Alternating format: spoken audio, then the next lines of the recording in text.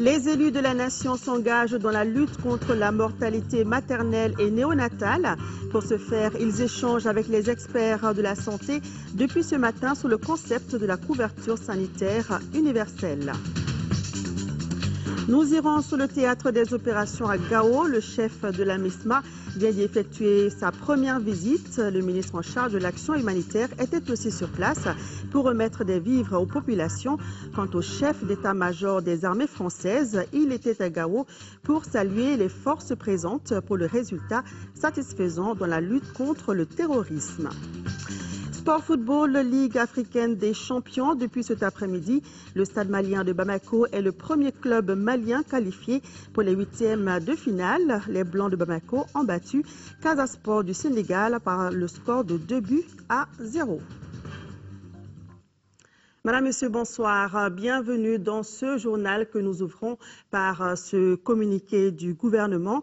Le gouvernement du Mali porte à la connaissance de l'opinion nationale et internationale que des affrontements ont opposé le 4 avril diverses tendances de la police nationale dans l'enceinte du groupement mobile de sécurité GMS.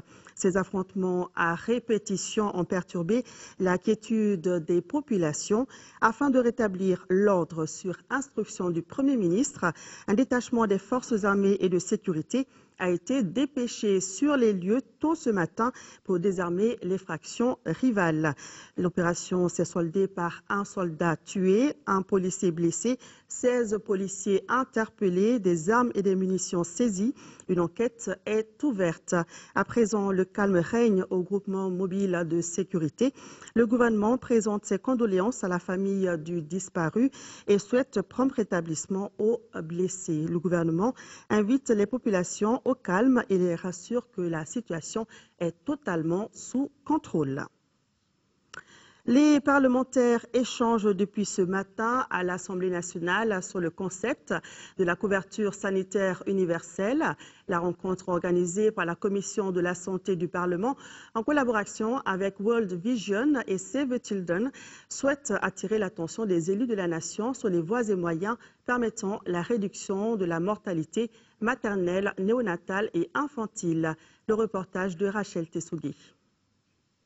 Cet atelier permettra aux membres de l'Assemblée nationale de se familiariser avec le concept de la couverture sanitaire universelle.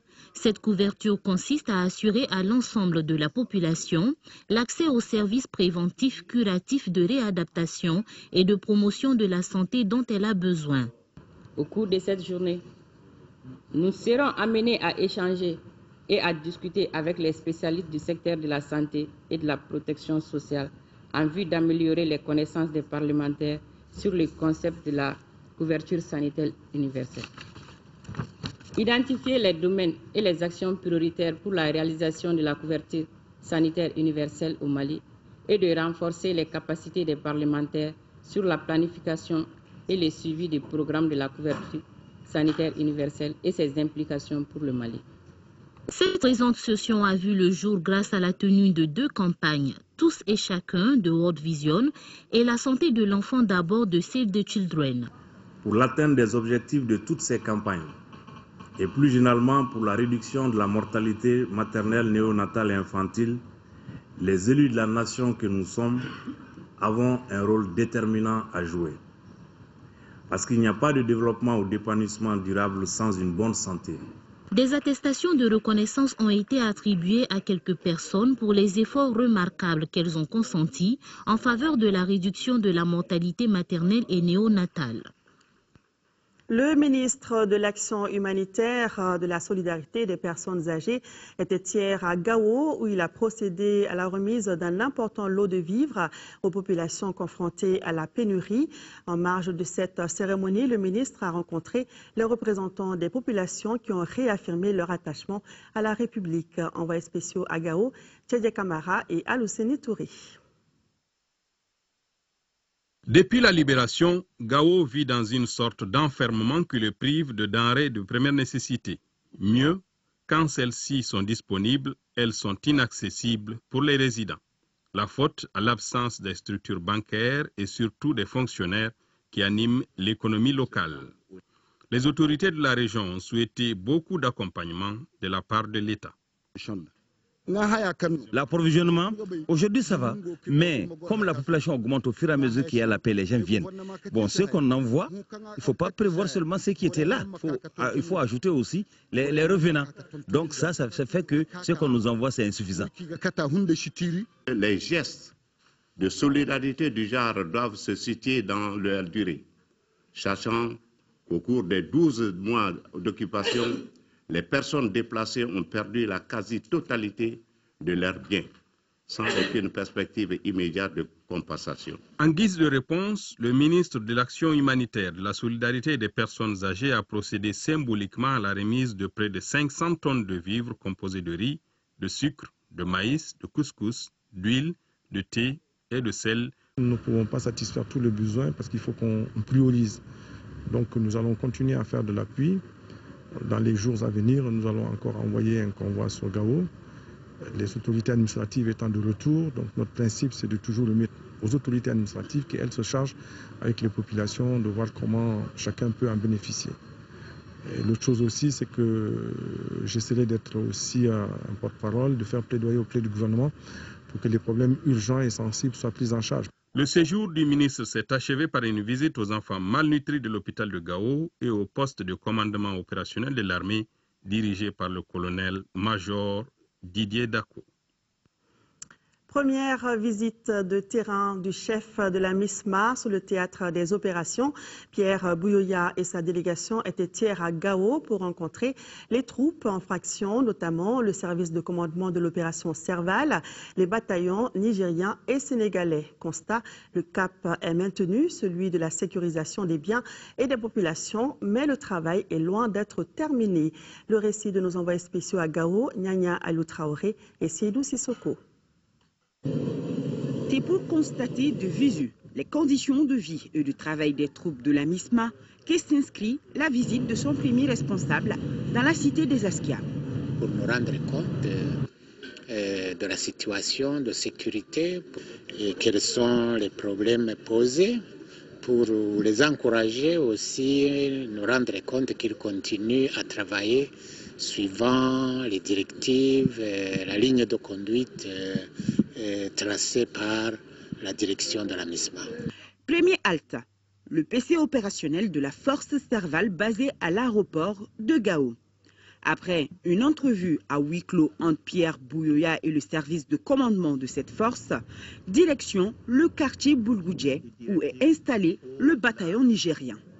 Le commandant Abdraman Zataka et ses hommes ont réitéré leur engagement au chef de la MISMA de mener à bout leur mission.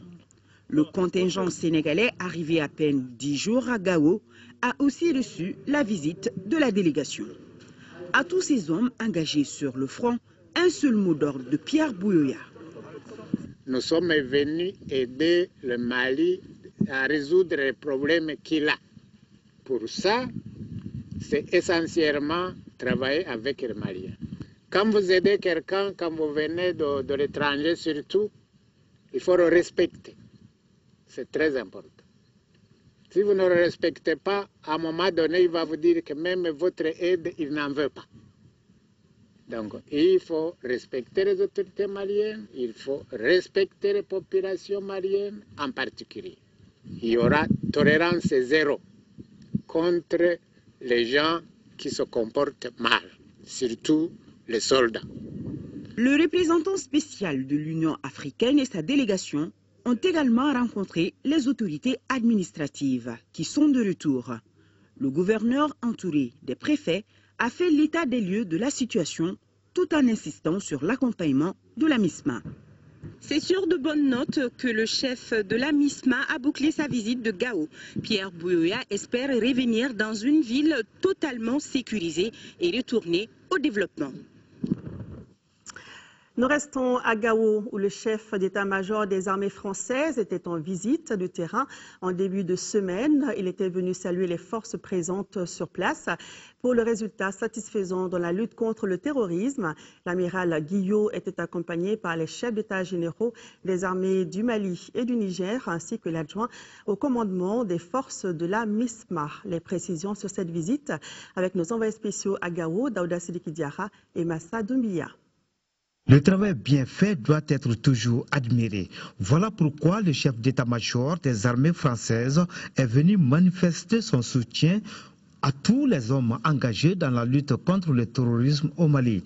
L'amiral Guillot se fera le devoir de rendre compte au monde entier de la maîtrise de feu et du professionnalisme des soldats français, maliens, nigériens et tchadiens pendant les combats dans des conditions climatiques difficiles.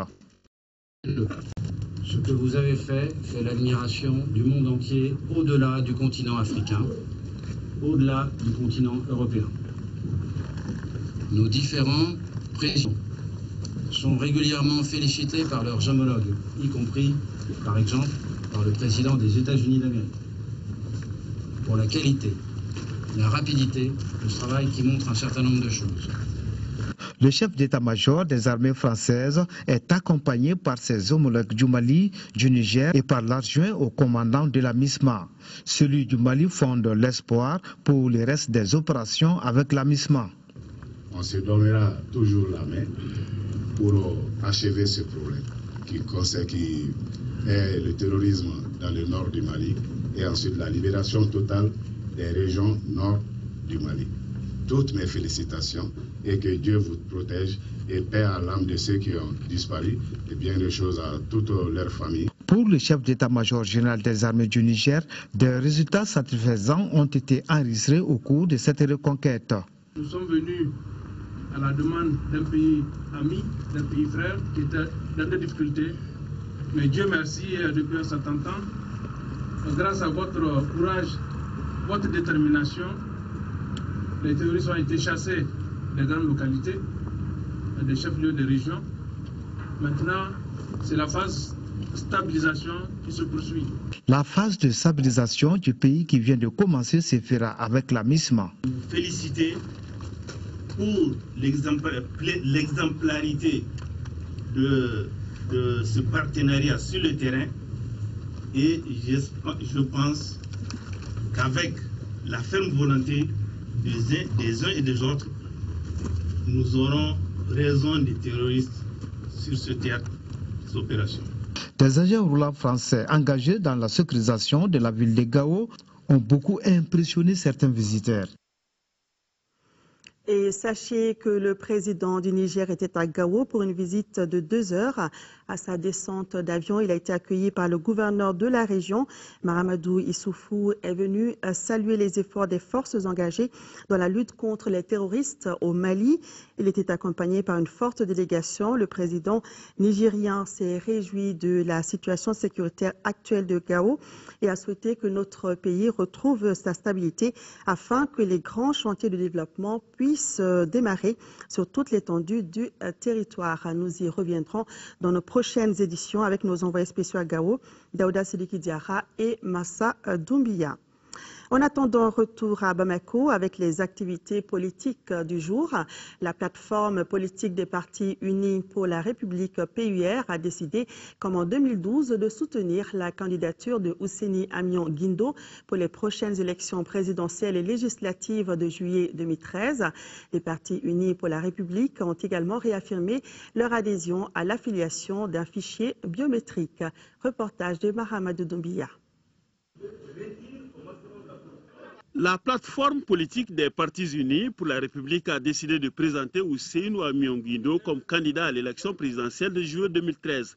La nouvelle a été donnée aux journalistes lors d'une conférence de presse organisée pour la circonstance. Les partis unis pour la République, ils ont décidé non seulement de continuer la politique qu'ils avaient déjà élaborée dans le cadre de leur plateforme de l'année dernière, mais aussi de soutenir haut et fort un seul et unique candidat parmi les 15 membres, l'honorable Ousseini Amion Guindo. Composé d'une quinzaine de partis politiques, l'ambition des Partis unis pour la République est de respecter une plateforme commune conforme à leurs aspirations, à savoir s'accorder aussi sur des listes communes pour des élections législatives et participer de manière concertée à la gestion de nos institutions de façon équitable, consensuelle et transparente dans l'intérêt de notre nation. Nous estimons que le peuple malien doit rester debout. Nous réaffirmons ici l'unicité du Mali. La résolution de l'ensemble des différends par le dialogue et la concertation, l'intégrité du territoire malien, la fraternité et le respect de l'autre. Les Partis unis pour la République confirment et réaffirment aussi leur adhésion à l'organisation des élections libres et transparentes fondées sur un fichier biométrique. Ils soutiennent toujours tout gouvernement et institution qui s'attaquent à la partition du pays. Déjà, des jeunes d'une association dénommée M13 ont décidé de soutenir les Partis unis pour la République pour les prochaines élections présidentielles et législatives. Conférence des cadres du Parti pour le développement économique et la solidarité, PDS. C'était ce matin ici à Bamako. Les cadres venus de Koulikoro, Kati et Bamako se réunissaient ainsi pour la première fois depuis les événements de 2012. Ils ont été soutenus par une forte délégation du Front uni pour le développement dont le PDS est membre. C'était pour parler des acquis du parti en vue de dégager les perspectives. Reportage de Adama Kodjo. Les cadres du Parti pour le développement économique et la solidarité veulent donner un nouveau souffle à leur formation politique. Une formation qui connaît un certain nombre de difficultés depuis les événements de mars 2012. Tous nos cadres sont relevés à chaque conseil de ministres.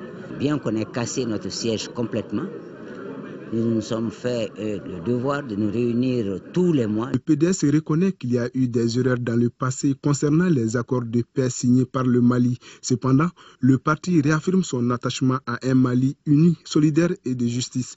Nous sommes seuls aujourd'hui à porter le chapeau des différentes gestions passées. Et on a beaucoup de confusion qui se fait à ce niveau-là.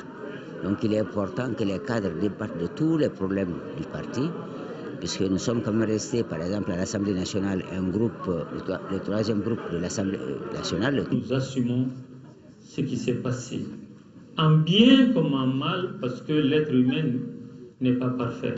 C'est lorsqu'on assume son bilan, dans ce qu'il y a de positif et de négatif, seuls ces hommes sont capables, donc demain, de corriger ce qu'ils reconnaissent comme faute, comme insuffisance. Le PDS compte aujourd'hui 15 députés, 45 maires et 865 conseillers. Selon les membres de la formation, le parti occupe la 3e place sur l'échiquier politique du pays. Auparavant, 1 minute de silence a été observée en la mémoire de toutes les victimes des événements survenus dans le pays. Demain, 7 avril, la communauté internationale célèbre la Journée mondiale de la santé consacrée à l'hypertension, thème choisi par l'Organisation mondiale de la santé, OMS. Il faut savoir que dans le monde, un adulte sur 3 est hypertendu et généralement la proportion augmente avec l'âge. Écoutons tout de suite le message du ministre de la Santé, Soumana Makadji. Ses propos sont recueillis par Fatoumata Koni. Chers compatriotes, demain 7 avril 2013, la communauté internationale célèbre la Journée mondiale de la santé. Cette journée est l'occasion d'attirer l'attention des populations sur un problème majeur de santé publique. Le thème retenu cette année par l'Organisation mondiale de la santé est l'hypertension artérielle. L'hypertension artérielle accroît fortement le risque de crise cardiaque, d'accident vasculaire cérébral et d'insuffisance rénale. Mal traitée, elle peut provoquer la cécité et des complications dont l'insuffisance cardiaque, les troubles du rythme, les cardiopathies ischémiques, l'insuffisance rénale et les accidents vasculaires cérébraux.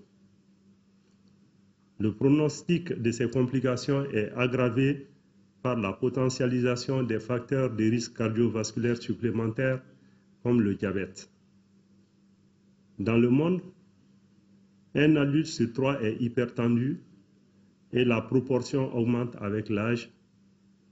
10% entre 20 et 39 ans et 50% entre 50 et 59 ans. Chers compatriotes, au Mali, selon les données des rapports des hôpitaux, l'hypertension artérielle constitue le premier groupe de pathologies d'admission dans les services de cardiologie au Mali, avec une fréquence de 36%. Elle constitue l'affection cardiovasculaire la plus meurtrière car elle est responsable de plus de la moitié des décès, 51,1%. Demain, 7 avril, c'est aussi la date anniversaire de l'Organisation mondiale de la santé OMS. Pour l'occasion, le directeur régional de l'OMS pour l'Afrique, le docteur Luis Gomez Sambo, a adressé un message à la population sur l'hypertension artérielle. Je rappelle que c'est le thème choisi pour la journée de demain.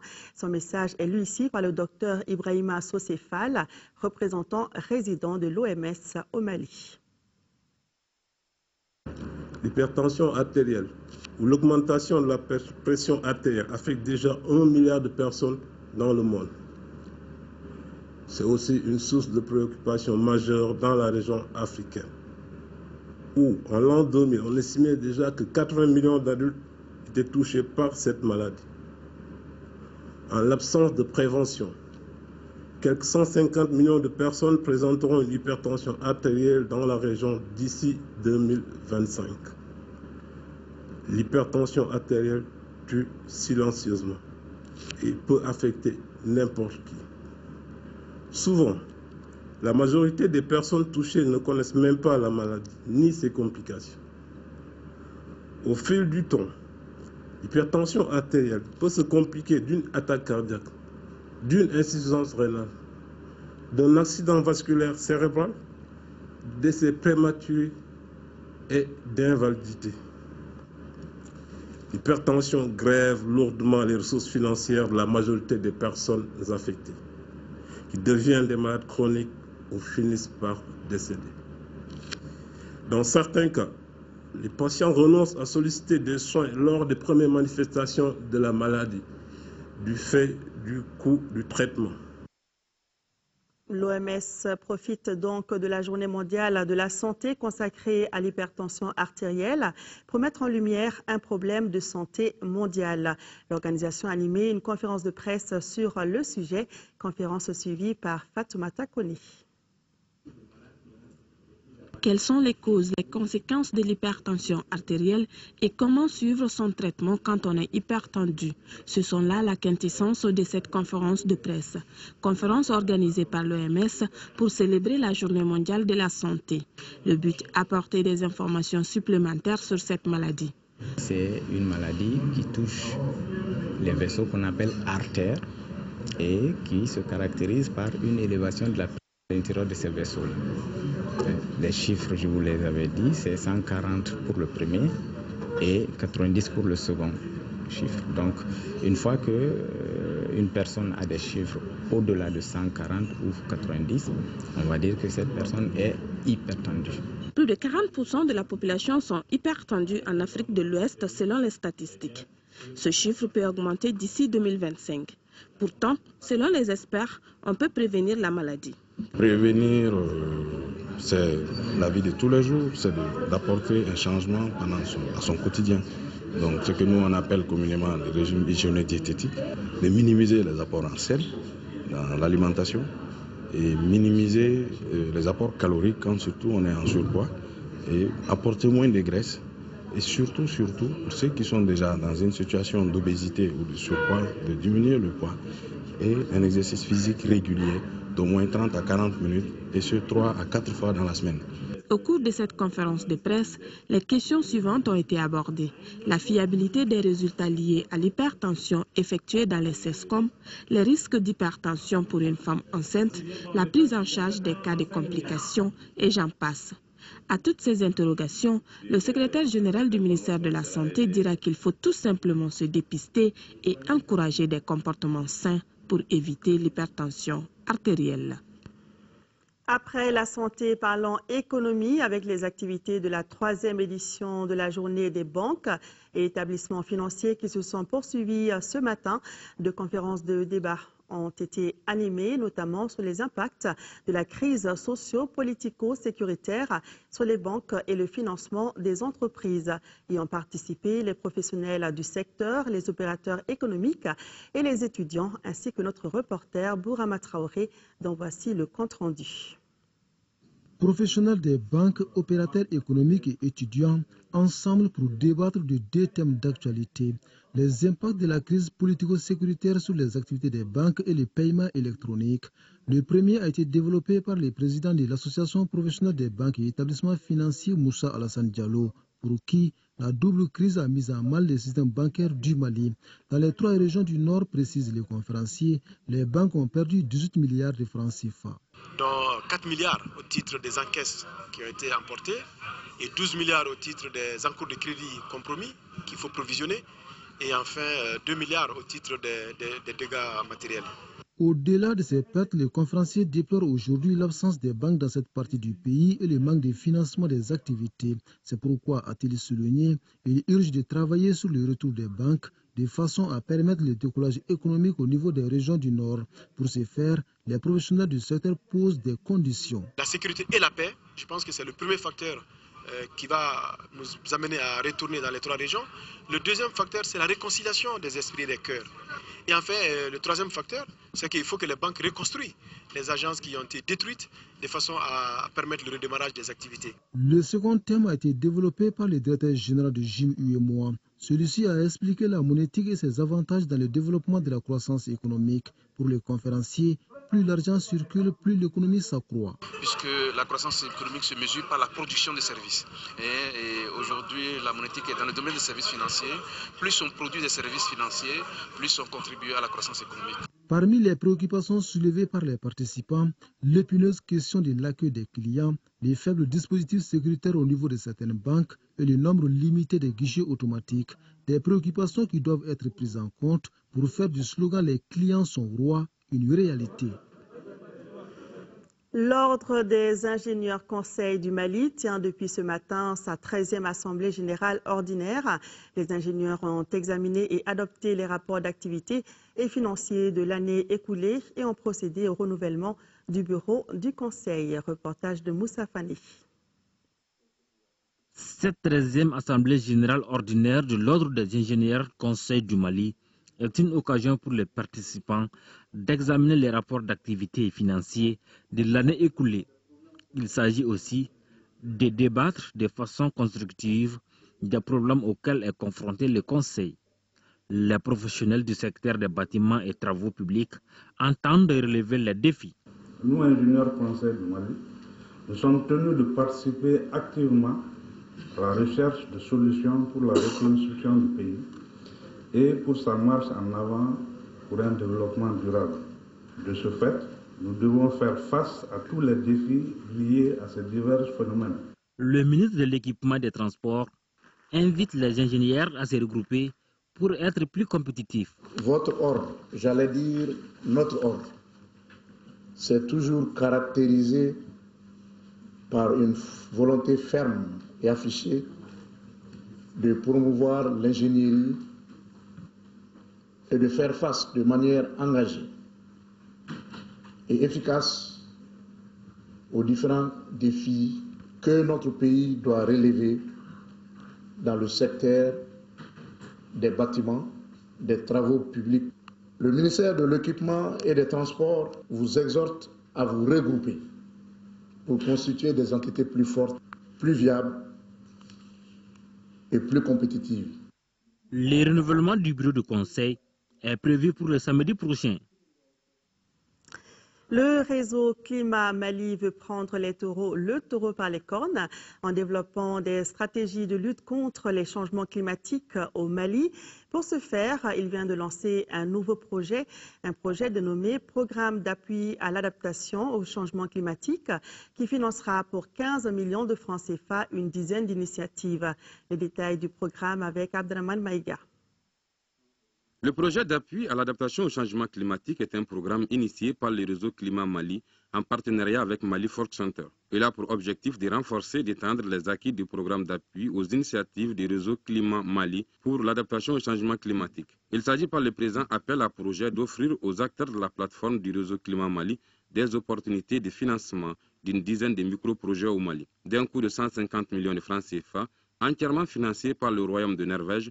Chacun des 10 projets identifiés sera financé à hauteur de 15 millions de francs CFA. Il y a un comité ad hoc indépendant qui sera mis en place pour évaluer les projets des ONG qui vont postuler. Et maintenant, parmi ces ONG postulants, il y a 10 projets qui seront retenus.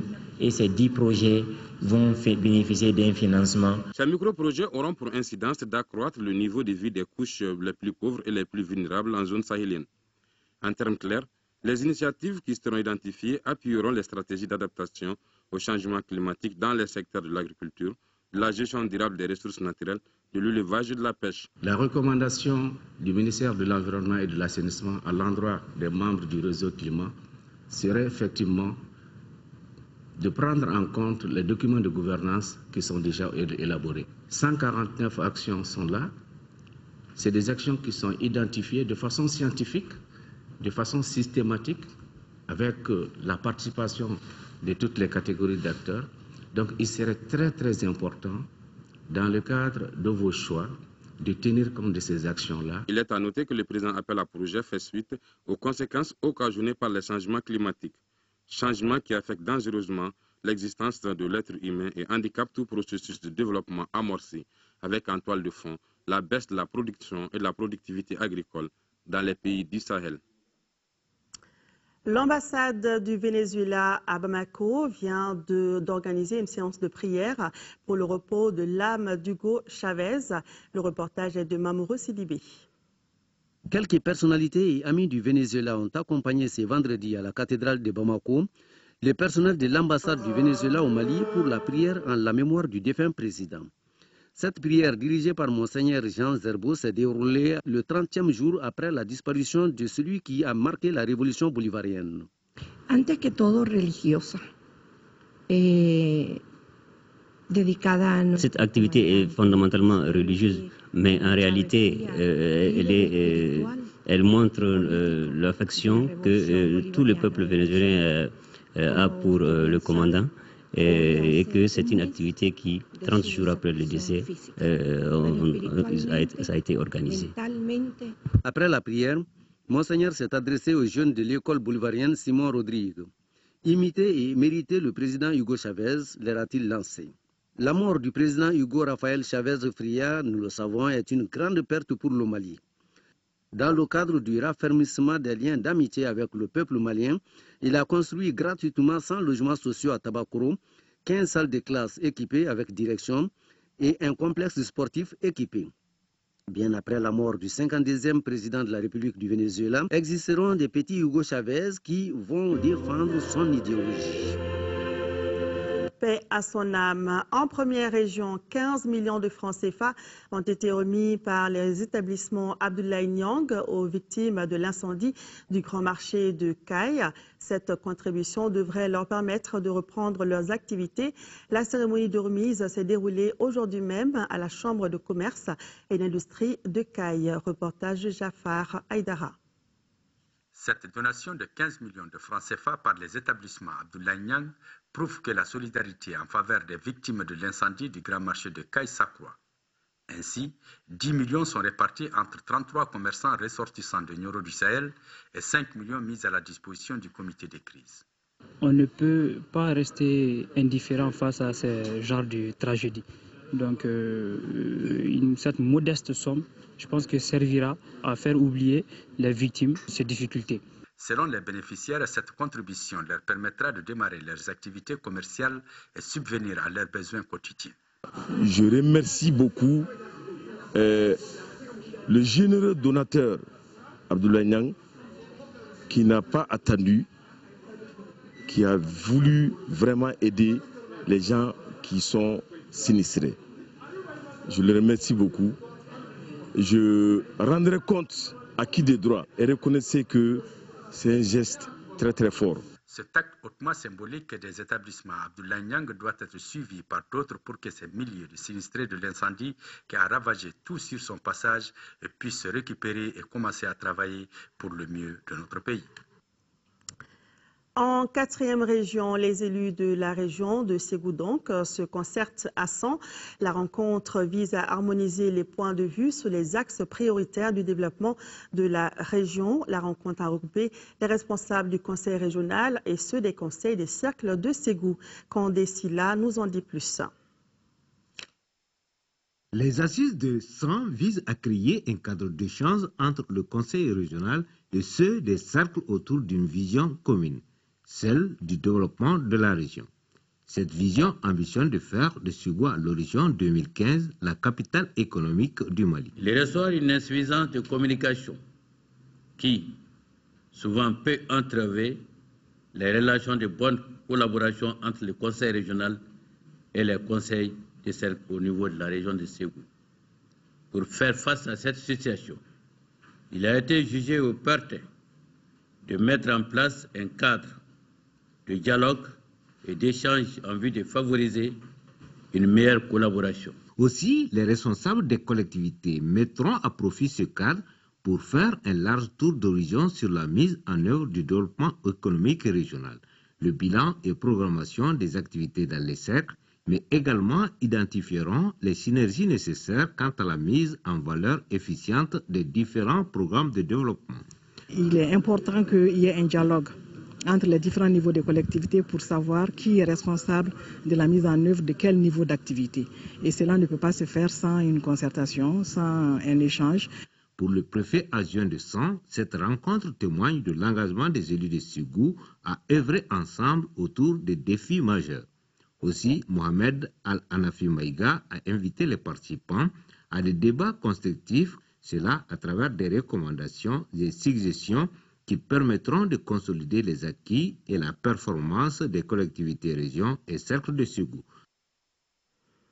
Littérature dans ce journal avec le lancement hier au CICB du livre Islam et démocratie de Bandiougou Gakou, né en 1946, détenteur d'un double doctorat en sciences économiques et en économie des pays en développement.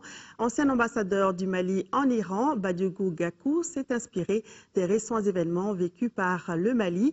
C'est le ministre de la Culture qui a présidé la cérémonie. Garibou Pérou nous présente le livre. Islam et démocratie, c'est l'intitulé du livre dont l'auteur s'appelle Bandiougou Gakou. Cet ouvrage en 239 pages montre les fondements de l'islam, ses principes de gestion du pouvoir et la conquête de celui-ci, tel recommandé par le Saint-Coran. L'auteur aborde ce sujet polémique et complexe avec une certaine aisance qui démontre sa parfaite connaissance du Coran et de la culture arabe. Nous ne savions pas que l'intervention de François Hollande aurait eu lieu. J'ai écrit ce livre pour combattre les djihadistes à partir des idées. Cette œuvre de confrontation entre islam et démocratie est la manière la plus directe pour Bandiougou Gakou, docteur en sciences économiques et aussi auteur de l'inflation malienne, pour comprendre les récents événements que notre pays a vécus. Vous savez que l'islam comporte actuellement 73 sectes. Alors, c'est un tour de force pour M. Bandiougou Gakou de vouloir nous faire un résumé, une synthèse de la situation qui existe aujourd'hui. L'auteur du présent ouvrage se propose de dissiper la nébuleuse qui est savamment entretenue autour de l'islam. Cette confrontation des thèses contradictoires, voire antagonistes, procède d'un enjeu qui dépasse le Mali. Une grande partie de cette œuvre est consacrée à la sacralité des droits de la minorité, à l'inexistence de la lapidation à l'islam et la place de la femme dans la prise de décision. Ces vérités montrent une fois de plus que l'islam n'a jamais été un obstacle, mais plutôt une solution sociale. Préfacée par Ahmed Mohamed Ag Amani, président du Conseil national des Chourfa, cette œuvre, selon les invités, est un outil important pour la stabilité de notre démocratie. Islam et démocratie de Bandiougou Gakou à avoir dans votre bibliothèque. De la littérature, nous passons au sport avec la victoire du Stade malien de Bamako cet après-midi sur le Casa Sport du Sénégal. 2-0. C'est le score qui permet aux Blancs de Bamako d'accéder au 8e de finale. Le résumé du match avec Abdul Karim Kaba. Après l'exploit obtenu à Dakar, 2-1 il y a 2 semaines, le Stade malien de Bamako se devait de confirmer cette avance à domicile devant ses supporters. C'est pourquoi les joueurs sont montés sur le terrain avec détermination et engagement. 14e minute, faute sur Abdoulaye Sissoko alors que tout le stade croyait à un penalty. L'arbitre camerounais en a décidé autrement.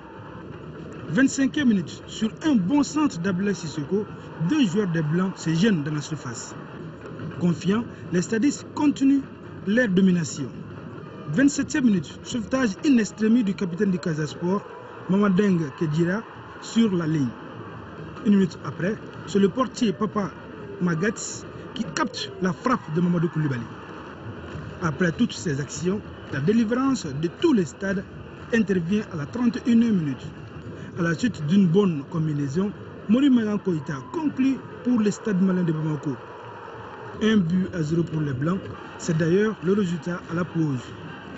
En seconde période, devant la marée blanche, le stade malien de Bamako accentue sa pression.